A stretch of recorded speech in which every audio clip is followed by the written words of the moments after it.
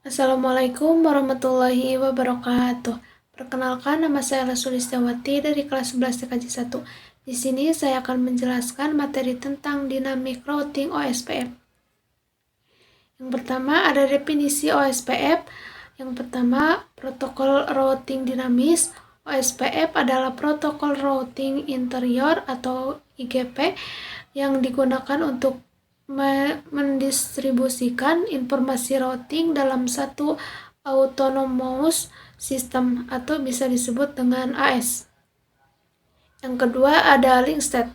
OSPF adalah protokol routing berbasis link state yang berarti router saling bertukar informasi tentang status link mereka atau bisa disebut koneksi antar router. Yang ketiga ada algoritma Dijkstra. OSP menggunakan algoritma Dijkstra SPF Shortest Path First untuk menghitung jalur terpendek ke setiap tujuan dalam jaringan.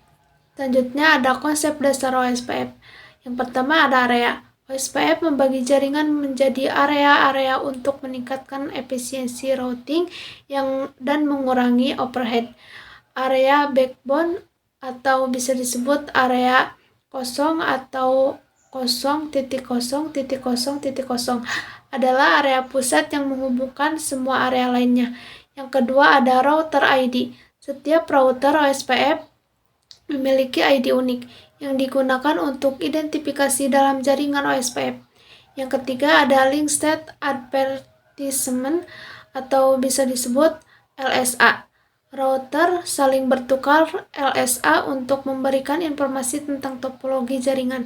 LSA berisi informasi tentang router, jaringan yang terhubung, dan metric link. Lalu yang keempat ada database topologi. Setiap router membangun database topologi atau link state database atau LSDB yang berisi informasi tentang seluruh jaringan berdasarkan LSA yang diterima.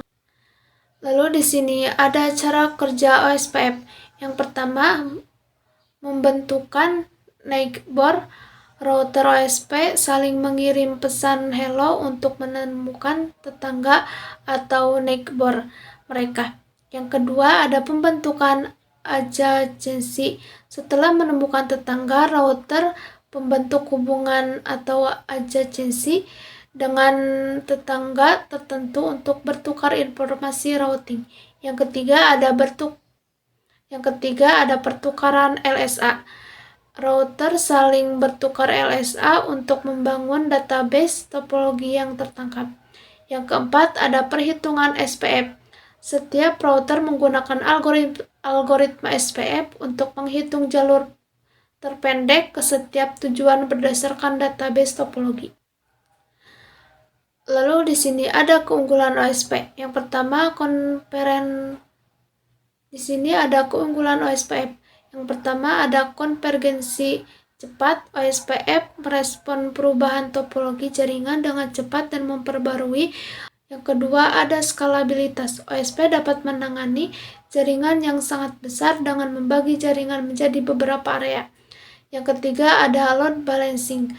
OSPF mendukung pembangunan beban lalu lintas melalui jalur dengan biaya yang sama atau equal cost path. Yang keempat ada VLSM.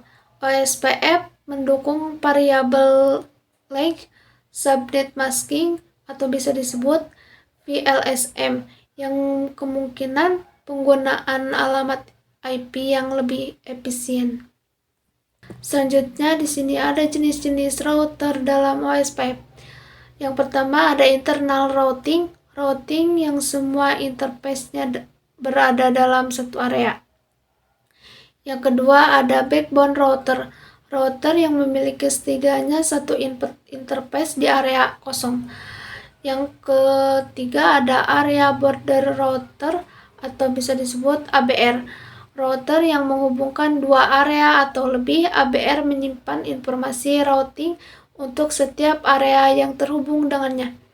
Yang terakhir ada autonomous system boundary routing router atau bisa disebut ASBR, router yang bertukar informasi routing dengan jaringan di alur autonomous sistem OSPF, seperti jaringan yang menggunakan protokol routing lain. Lalu di sini ada jenis-jenis area OSPF. Yang pertama ada backbone area atau area kosong. Area utama dalam jaringan OSPF, semua area lain harus terhubung ke area ini. Yang kedua, standar area. Area yang menerima semua jenis LSA. Yang ketiga, ada stub area. Area yang tidak menerima LSA eksternal atau LSA tipe 5. Rute ke jaringan di luar AS diwakili oleh rute default. Yang keempat ada totally stubby area, mirip dengan stub area tetapi tidak menerima LSA ringkasan atau LSA tipe 3. Hanya rute internal dan rute default yang diizinkan. Yang terakhir ada not so stubby area atau bisa disebut NSSA, area yang memungkinkan info rute eksternal terbatas yang kemudian diiklankan ke area lain menggunakan LSA tipe 7 untuk rute eksternal.